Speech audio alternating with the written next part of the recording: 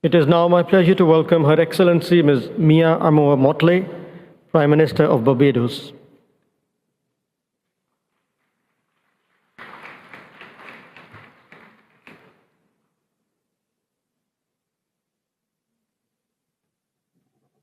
Your Excellency, the floor is yours. Thank you very much, Mr. Chairman. I have 180 seconds to address you.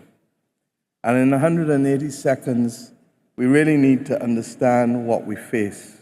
We want to thank all for the progress that we've made so far, whether it is loss and damage, the fund that has been created but really needs now to be properly capitalized, the recognition that loss and damage alone, however, is only a part of the equation, because for every dollar that we spend before disaster, we can save $7 in damage and indeed in loss of lives.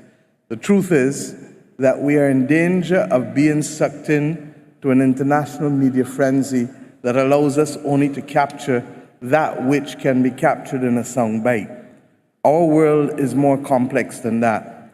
And we continue to need significant funds for adaptation for countries that simply will not be met unless there's a different approach to how we address both the capitalization of the international financial institutions, the commitment of countries, and indeed the recognition that non-state actors and individuals need to come to the table to add to the capitalization. If not, we will not make it possible for countries to access the funds necessary to avoid the damage. We live now in the age of superlatives. And in the age of superlatives, we've seen this year 1/3 of the days of the year exceed 1.5 degrees. In Glasgow, I said this was a death sentence. It is a death sentence for many. And the reality is that unless we change course and adopt the policies that can in fact help mitigate that increase in temperatures, we are going to see far more lives lost and far more damage done. The reality is that the global methane agreement that the world needs to see has not yet come. And while we are seeing countries move towards greater regulation, we need to be able to have concrete action with respect to the controlling of methane, largely because its damage in the near term is far greater than even CO2. Where is it going to be found for the progress to be made and to avoid the tipping point?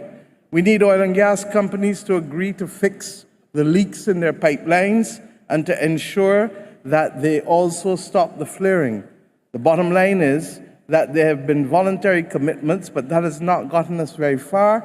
We need strong regulation and compliance to ensure that we can minimize the extent to which that continues to lead and hurl the world into hotter temperatures.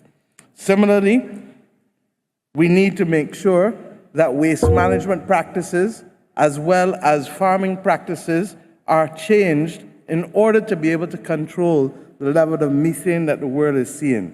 The science must be simple. To turn down the heat, you simply have to turn down the methane. And until we accept that, we will go over a tipping point. Secondly, we need to change our attitude towards access to capital. And I'm not going to say, I'm tired saying it. Long-term capital is needed in order to be able to stop us from being able to choose or force us from having to choose between people and planet. The Bridgetown Initiative, the Paris Plan for Action, all of it sets out that these are tipping points that we need to pass.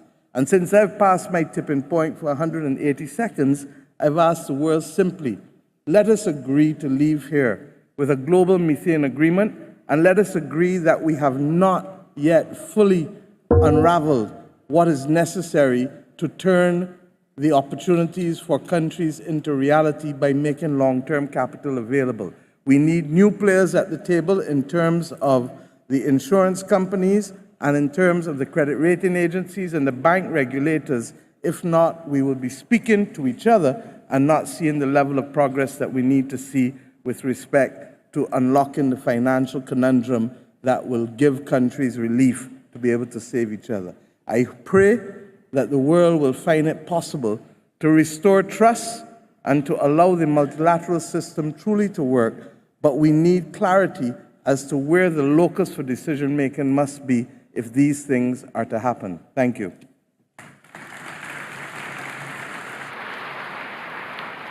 Thank you, Your Excellency.